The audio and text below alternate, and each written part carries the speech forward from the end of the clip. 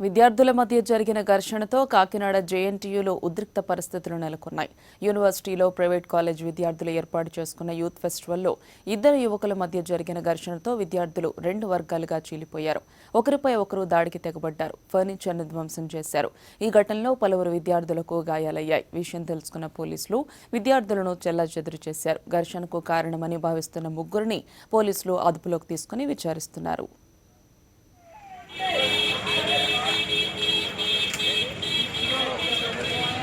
దాన్ని పెడతాం పైన పెడతాం.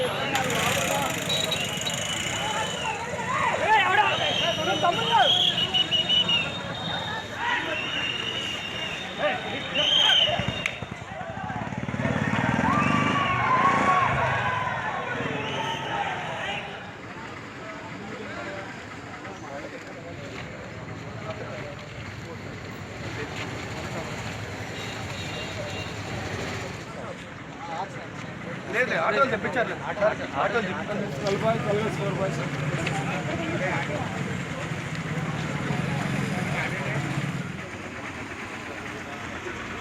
వచ్చినప్పుడు ఫోన్ వచ్చింది మాకు. లేకపోతే మేము అంత స్పీడ్గా ఎలా వచ్చాం.